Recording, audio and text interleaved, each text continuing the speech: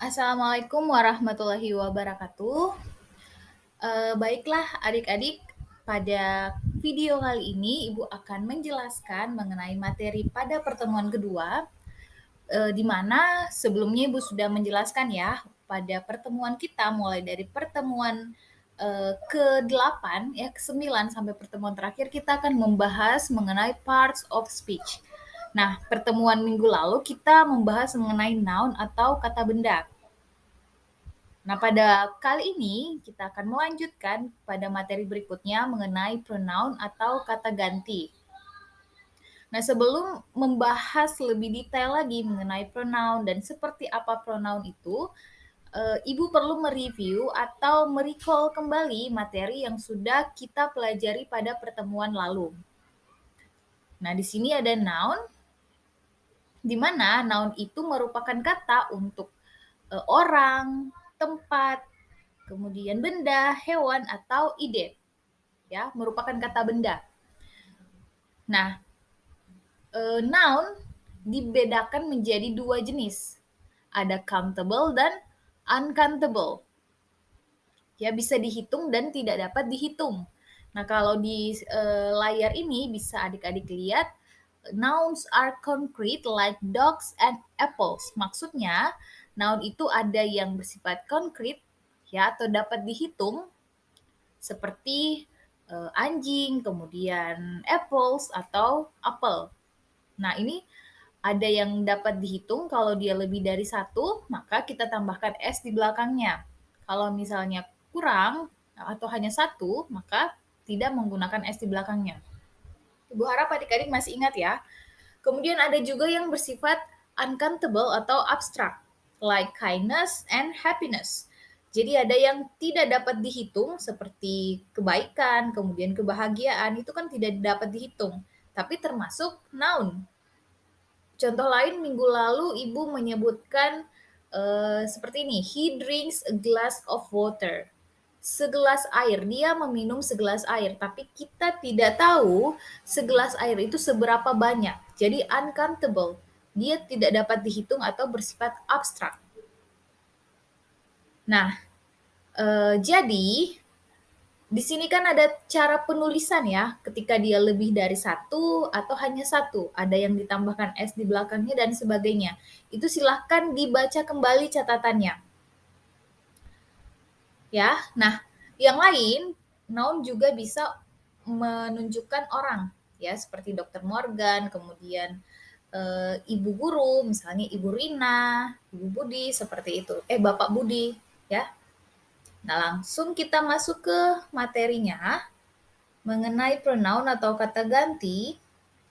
Nah, pronoun ini digunakan karena dia kata ganti, artinya dia digunakan untuk mengganti. Mengganti apa? Dia menggantikan noun.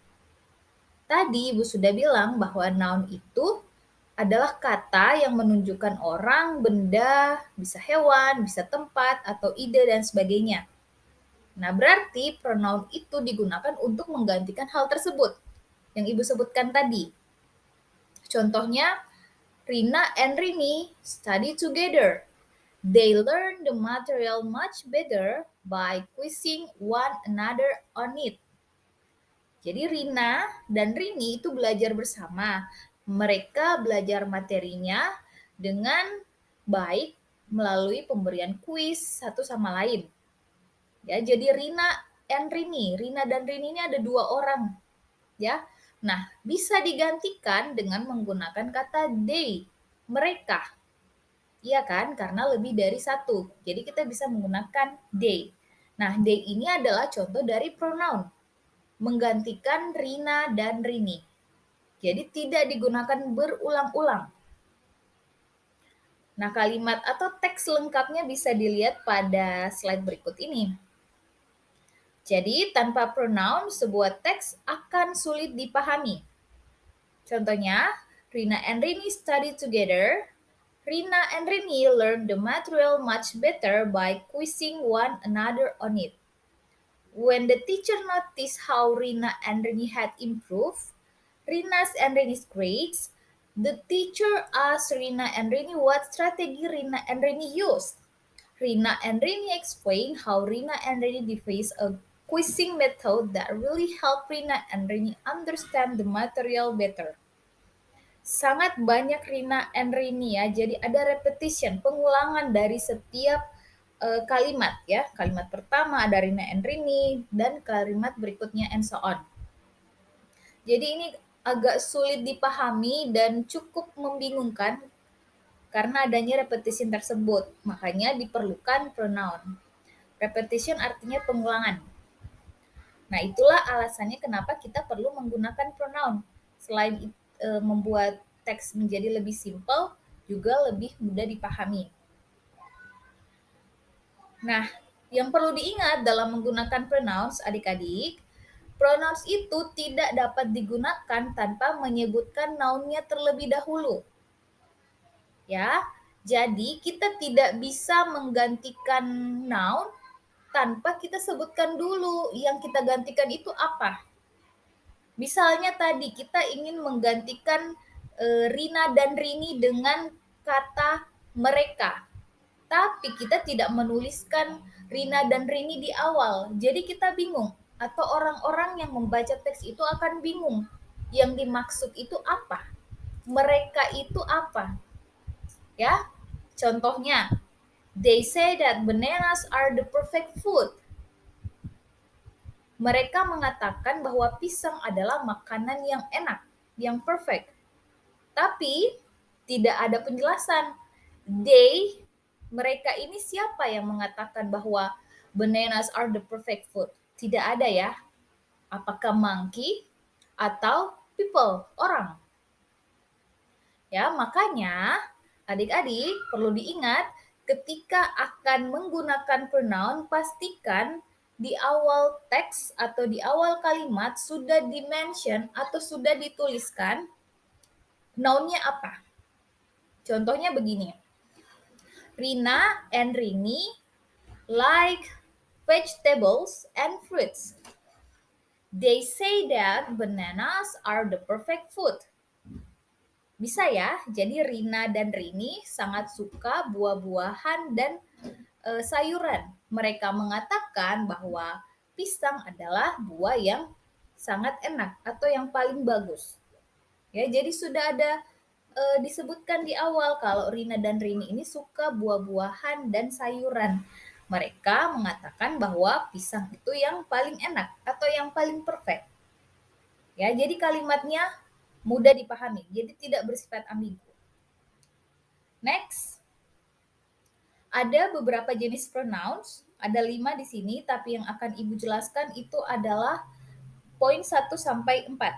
Subject pronouns, object pronouns, possessive pronouns, dan reflexive pronouns. Oke, yang pertama, subject pronouns. Subject pronouns digunakan sebagai subjek dalam sebuah kalimat. Jadi kalau kita mendengarkan atau adik-adik mendengarkan kata subjek, artinya itu di awal kalimat. Ya, orang, orangnya. Atau bisa juga berupa benda, tapi ditempatkan di awal kalimat. Nah, di sini kata ganti orang, ya, kalau kita ingin menggunakan kata ganti orang itu ada I, saya, you, Anda, we, mereka, we, kami, they, mereka, she itu dia perempuan, dan he dia laki-laki. Sedangkan untuk benda kita bisa menggunakan it. Ya. Nah, dalam kalimat silakan adik-adik perhatikan di bagian tabel kedua, dalam kalimat I know Emily, saya mengenal Emily. You know Emily, Anda mengenal Emily. We know Emily, kami mengenal Emily. Ya, jadi kalau misalnya dalam teks yang cukup panjang, bisa dituliskan contohnya Siska and Sarah are my friends. They live in Jakarta. Jadi Siska dan Sarah adalah temanku, mereka tinggal di Jakarta. Ya, Siska dan Sarah berarti digantikan dengan pronouns they. Oke. Semoga bisa dipahami dengan baik ya. Berikutnya Ibu lanjut ke object pronouns. Nah, karena object pronouns artinya digunakan untuk menggantikan orang atau benda pada posisi objek. Jadi, posisi objek itu biasanya di bagian setelah subjek, verb, dan kemudian ada objek. Jadi di bagian belakang. Ya, seperti ini, seperti di tabel. Nah, kalau di subjek tadi kan untuk kata ganti orang saya itu menggunakan I, sedangkan pada objek pronouns menggunakan me. Ya. Kemudian di sini juga ada us. Us ini kata ganti orang untuk kami, sedangkan kalau di subject pronouns itu menggunakan we. Nah, kenapa berbeda? Karena yang satunya subjek, sekarang kita membahas mengenai objek, di mana posisinya itu berbeda dengan subjek. Subjek selalu di awal, objek pasti di akhir. Ya, di akhir. Nah, langsung kita lihat di kalimat, Emily knows me. Emily mengenalku. Di sini, me adalah objeknya. Ya, kemudian Emily knows us. Ya, us artinya kami atau kita. Emily mengenal kita. Jadi, adik-adik ingat, ketika dia berada dalam posisi objek, tentu saja kata ganti orangnya ini berbeda ya. Tidak sama dengan subjek pada tabel sebelumnya. Jadi silahkan adik-adik bandingkan ya subject pronouns dan object pronouns untuk lebih memahaminya. Dan Ibu rasa ini sebenarnya sudah pernah dibahas di level SMA. Oke, berikutnya possessive pronouns. Possessive pronouns tidak digunakan untuk menggantikan kata benda, tetapi sebagai kata ganti kepemilikan. Maksudnya, di sini coba perhatikan tabelnya. Subject pronouns ya, ada I, you, we, they, she, he, it. Nah, kalau kita ingin menunjukkan kepemilikan kita atau ingin menunjukkan kalau ini punyaku, ya, milikku, itu berubah lagi. Kita tidak menggunakan kata misalnya buku kamu, you book, bukan ya, tapi your book. Kalau mau mengatakan bahwa buku buku kami bukan we book tapi our books. Atau ingin mengatakan buku mereka bukan they book tapi their books. Seperti itu. Ya. Kemudian she itu berarti dia perempuan. Tapi kita ingin mengatakan bahwa perempuan itu ya memiliki buku, itu bukunya. Jadi kita tuliskan her book, bukan she book. Ya. Nah, kita juga bisa menuliskan dengan lebih simpel lagi. Silakan diperhatikan di tabel kedua. It's my money. Bisa ditulis it's mine. Ini milikku. Jadi kalau misalnya ada temannya yang bilang, uang siapa ini? Ya, adik-adik bisa jawab, it's my money. Atau more simple, kalau adik-adik bilang, it's mine, itu milikku. Dan ini tidak hanya berlaku untuk uang saja ya. Misalnya, buku siapa ini? It's mine. Oke? Nah, kalau sudah menggunakan kata mine, milikku, tidak perlu lagi menambahkan money atau books di belakangnya. Tapi artinya sama ya, artinya milikku, milik saya. Contoh kalimat berikutnya, it's your money. Ini uang Anda. Nah, bisa ditulis dengan simple dengan menulisnya it's yours. Ini milik Anda. Yours. Dan tidak perlu menuliskan money lagi, tapi hanya ditambahkan S di belakangnya. Yours. Nah, silakan dibandingkan tabel pertama dan tabel kedua tadi. Kalau tabel pertama dia menuliskan your book. Ya, ini buku Anda.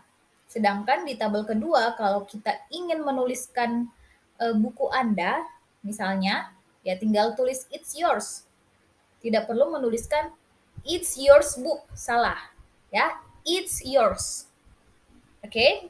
Kemudian kalau ingin menunjukkan ini buku mereka, ya, kita bisa menuliskan their books atau ya, it's theirs. It's theirs tanpa menuliskan books di belakangnya. Oke? Nah, silahkan dibaca-baca kembali atau bisa di replay lagi videonya kalau masih kurang jelas. Kemudian yang terakhir, reflexive pronouns, di mana digunakan untuk menjelaskan sesuatu yang dilakukan pada diri sendiri. Maksudnya apa? Jadi sesuatu yang kita lakukan untuk diri kita sendiri. Contohnya, saya membeli buku untuk kubaca sendiri. Ya, seperti itu. Jadi sesuatu yang dilakukan kepada diri kita sendiri, ya, atau diri orang lain. Nah, bagaimana cara menuliskannya? Kalau untuk kita sendiri, reflexive pronouns-nya myself. Kalau untuk kamu, ya, untuk Anda, yourself, Anda sendiri.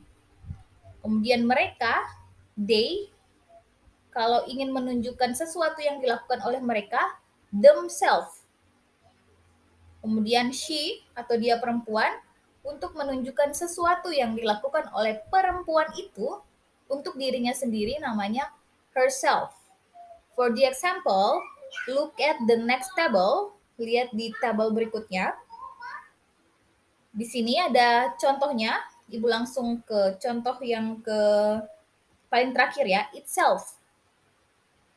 Ya, ini untuk reflexive pronouns untuk sebuah benda ya. My cat licks itself. Kucing saya menjilat dirinya sendiri. Itself. Oke? Nah, kalau dalam kalimat yang lain, myself, I get myself a job. Ya, saya mencari pekerjaanku sendiri. I get myself a job. Saya memberikan pekerjaan pada diriku sendiri. Oke, jadi kalau kita ingin menunjukkan apa yang dilakukan pada diri sendiri atau saya sendiri, kita gunakan myself, kemudian you, yourself, we, ourselves, they, themselves, she, herself, he, himself, kemudian it, itself. Jadi jangan sampai tertukar ya. Jangan sampai tertukar. Nah, contoh yang lain, di sini, Ethan gave himself a new motorcycle as birthday present. Ethan ini laki-laki ya di sini. Jadi Ethan memberikan dirinya sendiri motor sebagai hadiah ulang tahun. Ethan gave himself, di sini berwarna pink ya. Himself karena di sini Ethan adalah laki-laki. Ya, coba Ibu ke slide sebelumnya. Ya, untuk laki-laki, dia laki-laki, itu kita gunakan himself. Karena Ethan laki-laki, maka kita tuliskan himself. Ethan gave himself a new motorcycle as birthday present. Kemudian contoh berikutnya, he loves himself. Dia mencintai dirinya sendiri. Kenapa kita gunakan himself lagi? Karena di sini kita gunakan he. Dia laki-laki. Tentu saja akan berbeda kalau kita menggunakan she, kemudian they, atau I, ya. I love myself. Ya, seperti itu. Jadi harus sesuai. Kalau kita menggunakan, kita ingin menunjukkan apa yang kita lakukan untuk diri sendiri, berarti myself. Nah, yang harus diingat di sini, harus selalu ada subjek. Kenapa ya? Karena subjeknya ini menyesuaikan dengan, reflexive pronouns-nya ini menyesuaikan dengan subjeknya. Jadi kalau I berarti myself, kalau you, yourself, and so on. Ya, jadi alasannya kenapa harus selalu ada subjek, karena reflexive pronouns itu mengikuti subjeknya itu apa. Seperti itu. Nah, Ibu rasa cukup ya untuk penjelasan mengenai pronouns pada materi kali ini. Semoga bermanfaat buat adik-adik sekalian. Apabila ada yang ingin ditanyakan, bisa menghubungi melalui WhatsApp atau ditanyakan pada pertemuan berikutnya, pada minggu berikutnya. Terima kasih sudah mendengarkan. Assalamualaikum warahmatullahi wabarakatuh.